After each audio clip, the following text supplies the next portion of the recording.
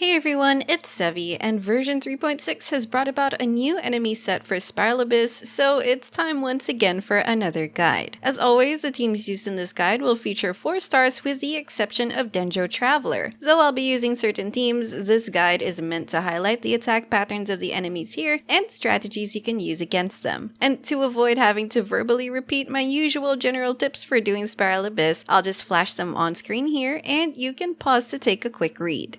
By the way, this cycle's blessing deals a shockwave of true damage to enemies whenever a character's HP decreases. Anyway, let's get to it.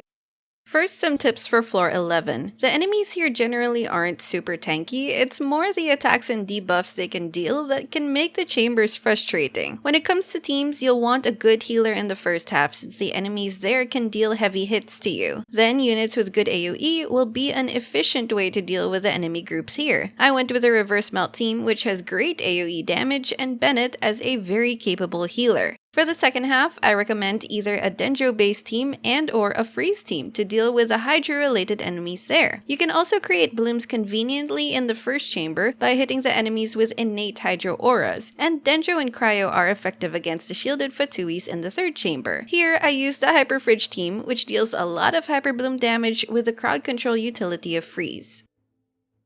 Now jumping into Chamber 1. For this first wave, the shielded Mitatrolls behind you will charge automatically, so you can lure them to be grouped together with the Axe Mitatrolls. I set up my bursts as they hit me in order to iframe. Then, as they're gathered, kill them with AoE damage. Afterwards, a Thunder Lawatrill in the next wave will spawn at 3 and 9 o'clock. You can head towards the closest one and start setting up there while waiting for the other Lawatrill to charge at you. Its landing can be dodged or iframed, and if you manage to keep them there, they'll be easy to kill together. Edgebait them if necessary to keep them grouped.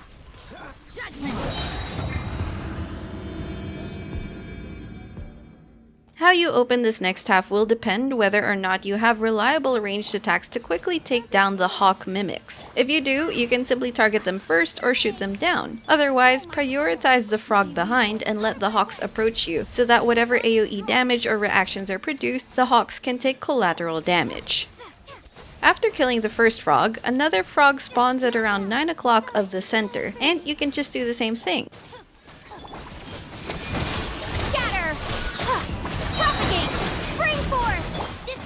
Be sure to watch out for the large bubble explosions though. The last frog spawns at 3 o'clock.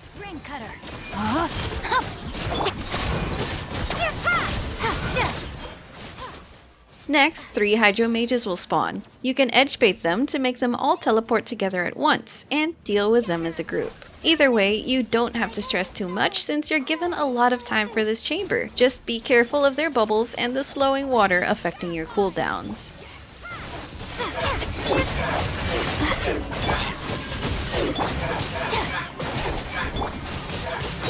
Rain outlines your fate.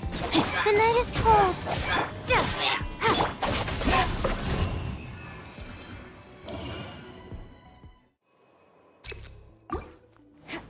Next, a group of Ruined Drakes will spawn around you. They will generally aggro you, so grouping them won't be too difficult. Some will back away at first, so attack the closest one and let the other ones come close. Your AoE abilities will really come in handy for killing these Drakes simultaneously. Freeze! Teamwork is strength! You can't run! Lights out. Cool it! Don't get frostbite. Hey, yeah! Nice and spicy! Yeah! Once they're dead, 2 Ruined Graders will spawn at 12 and 6 o'clock, and you can approach the nearest one. The other Ruined Grader will either walk towards you or charge past you to the edge. If it walks towards you, then your AoE setup can remain there. But if it goes to the edge, you can either edgebait the other one or just watch the farther one walk towards you again.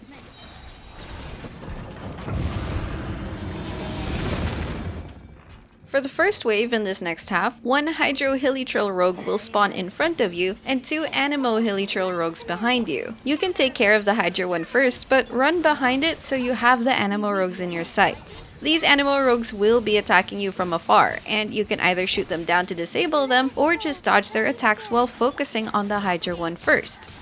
Then you can approach either one afterwards. There's enough time in this chamber for you to take care of them one by one. My guiding stars! Stars, shine for me! Scatter! No, my sword! Witness the power of... I'll settle this! Our bond is strong!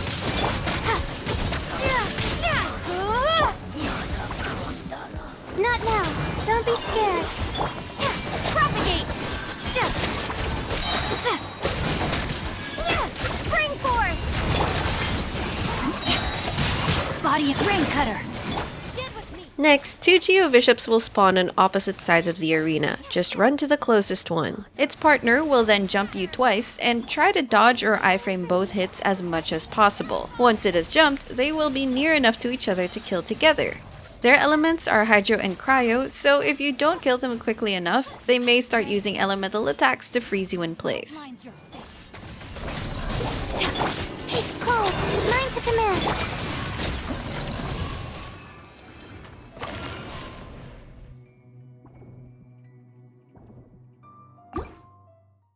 For the third chamber, the first wave has a pair of Kairagi. You can run to the edge behind you and bait them there. This is so you finish them off where the next wave of enemies spawn.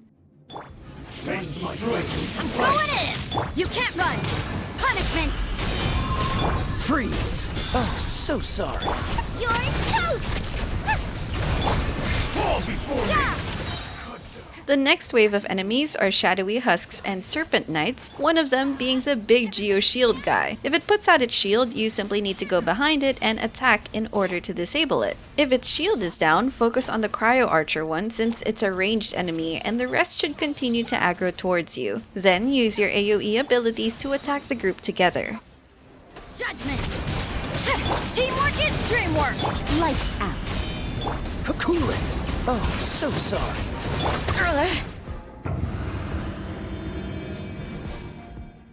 Now for the last half of floor 11. Go behind the Hydro Fatui and attack it so that you can see the 2 Electro Fatui coming towards you. As long as you have attacks aside from Electro, you'll be able to bring down their HP and get through their shields easily enough. Rain Cutter! I'll settle this! Stars, shine for me! Not now! Propagate!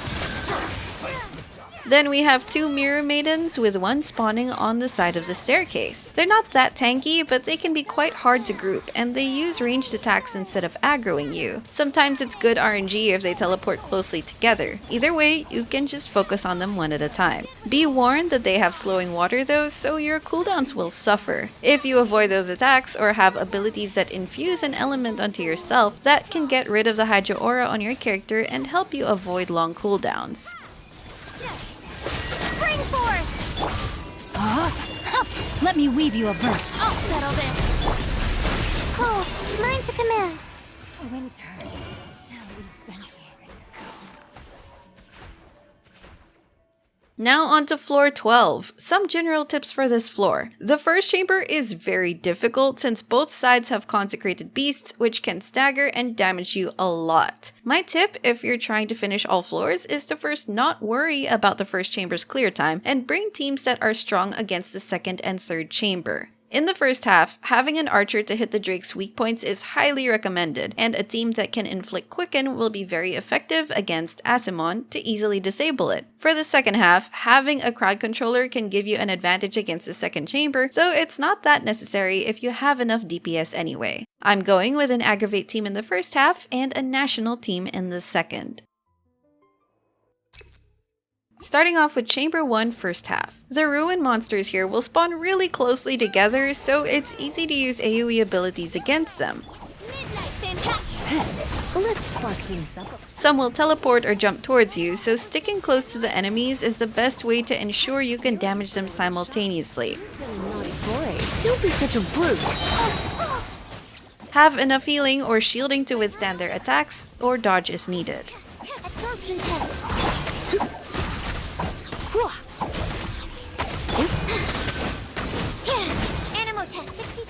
The Consecrated Beasts are a pain to deal with due to the amount of stagger and damage they can deal, and their higher than usual resistances. Without enough survival abilities, they can wipe out your team easily. Since our goal right now isn't to 3-star this chamber, I'm choosing to take it slow and play it safe by ensuring my team is alive and has good energy in the next chamber.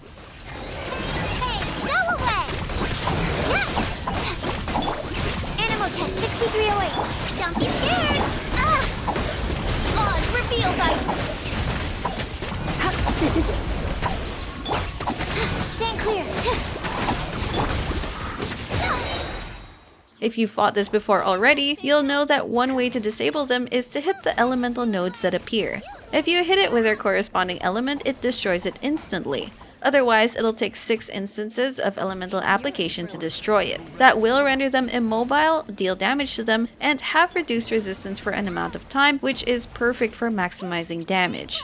One is Hydro, another is Dendro, so if you brought the relevant elements, the battle might end faster.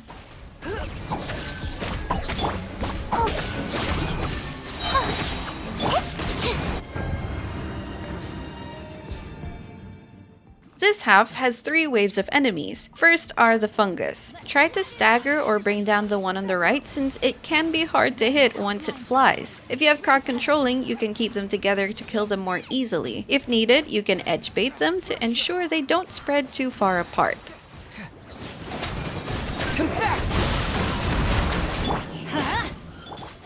The next wave are the Kairagi and Nobushi. Go to the Kairagi and let the Nobushi head towards you. Edge bait them to keep them together as much as possible and aim to kill the Kairagi simultaneously. Otherwise, one of them will try to self-heal once the other is dead, and that will prolong the battle.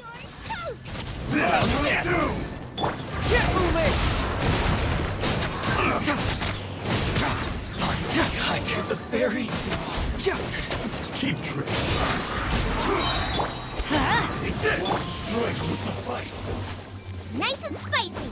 Everybody stand back! No, my sword! Rain cutter!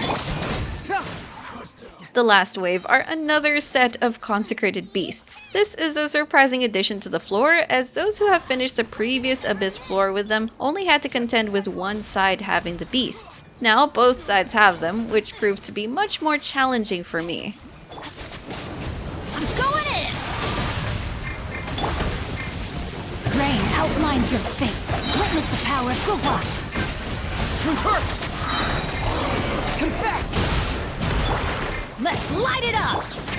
Guba, get them! Hey, yeah! Everybody stand back! Huh?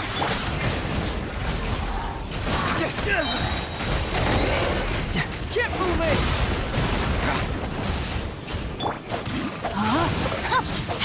Rain cutter! Not good! Do the same strategies of survival, grouping, and disabling in the first half. This time, it's an Electro and Dendro beast, so it can be a bit more helpful to have the relevant elements for disabling them. Bring it on! Rain outlines your fate. Everybody stand back! Let's...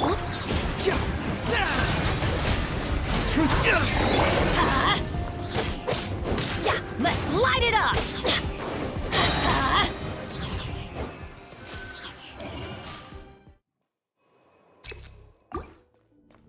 The next chamber's first half has an Aeonblight Drake boss in it, and you'll need your archer to shoot its wings and disable it at the start.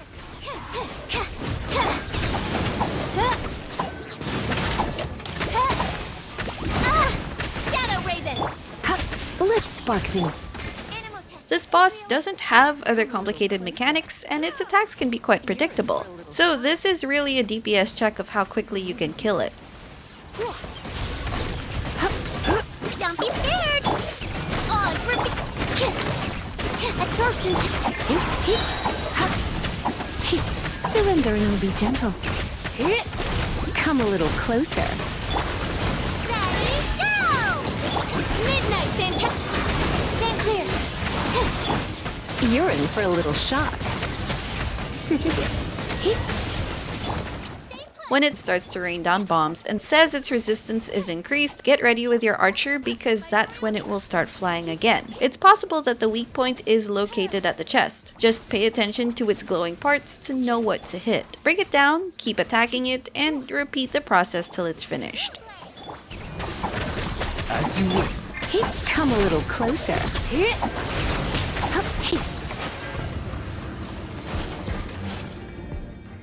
Here we get more Hilichurl Rogues. You can approach the one in front of you and start attacking it from behind so you can see the other two in your periphery. As you can see, the other two will eventually walk towards you even if you don't aggro or group them, which can be convenient enough. Now, if you have a strong animal crowd controller like Kazuha, you can group them together sooner at the start, which could be more convenient. Either way, when they're grouped, simply use your AoE attacks to deal with them.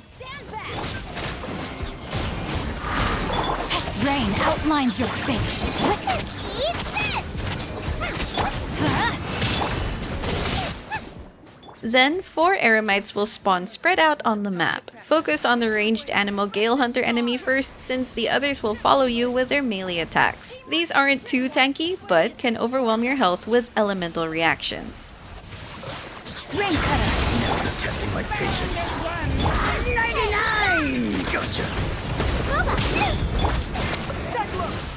If you bring down their summoned beasts, that will damage the owner and disable them for a while, making it much easier to kill them. The eternal awaits at long last.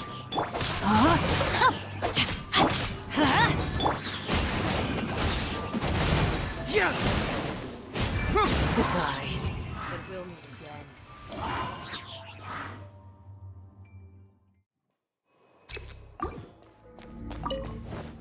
Then we have the Asimon, which is a pretty familiar face by now. By royal decree, you play! Stand clear! The main thing to keep in mind is that when it goes invisible, it will teleport in the direction it was facing. Inflicting debuffs or some mark will make it easier to track too. You can also see the damage numbers if you manage to hit it even when it's invisible, but triggering Quicken while it's invisible disables it instantly and then lets you get in a lot of damage. Naughty boy. Oz reveals us! Once it comes back up, simply repeat the process. You play! You're up! You're in for a little shock. Absorption test!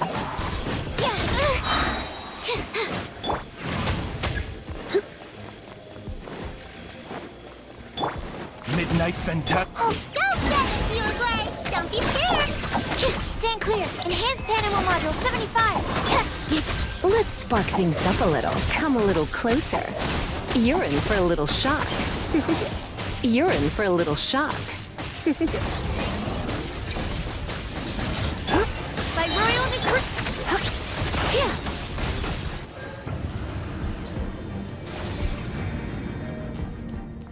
Finally, we meet the Three Stooges once again. We can use the same strategies as in the 3.4 cycle. Focus on the original Kenki because the blue one will usually walk towards you anyway. Also, keep the green Kenki in your line of vision so that you can see when it's charging up its attacks. These Kenkis will generally aggro you, but may alternate between melee and ranged attacks. Take care of the floor too, as the blue one can apply cryo on the floor, which can chip away at your health without you realizing. Witness the power.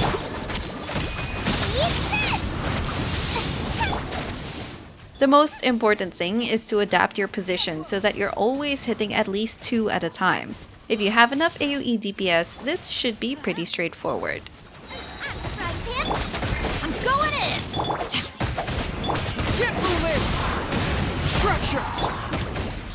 I let my guard down. Let me weave you a verse. No, my... You're toast! To confess!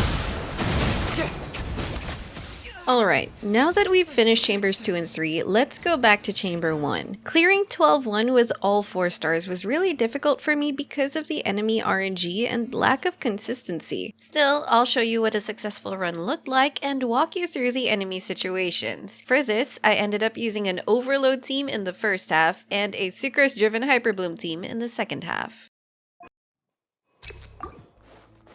First, a good run had to not have the Ruin Crabs put up their shields. This makes the group of Ruin machines way faster to get through. If they put up their shields instead of jumping, you end up wasting a lot of time trying to get through those shields and run their HP down slower. Then there's the Consecrated Beasts, and you have to count on them consistently aggroing you instead of moving away from you or doing ranged attacks and staying away, and of course count on yourself surviving to get within a safe time.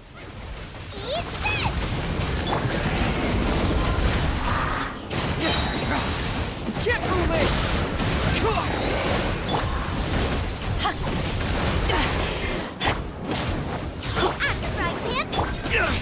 Bring it on! Let's light it up! I'm going in! To ashes! You're toast! Confess! Truth hurts!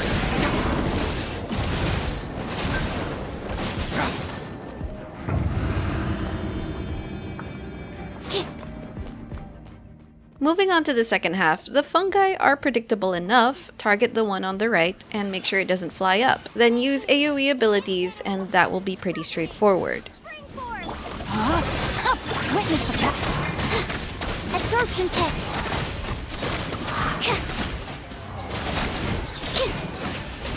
As you wish, me.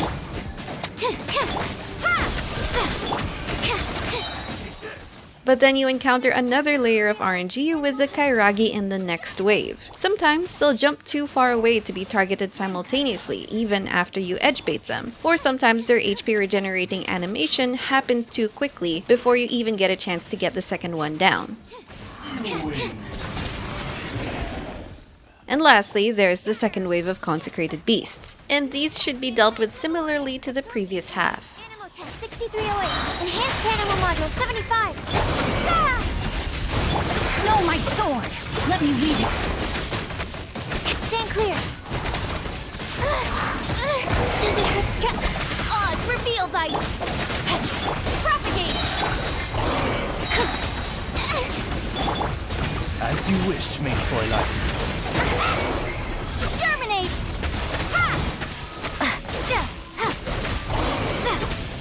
I summon thee! Rain outlines your fate. Witness... By royal decree! I was able to get the run under time, but it took a lot of attempts, good RNG, and my sanity. I cannot stress how much this stressed me out, but there you have it. And that's all for floor 11 and 12. I can't say I'm happy about the Consecrated Beasts being on both sides, but at least the Weenut is gone. Let me know how you found this abyss and how well you think you did. Anyway, if this video helped you out, don't forget to leave a like, consider subscribing to my channel if you haven't already, and I will see you all soon. Take care!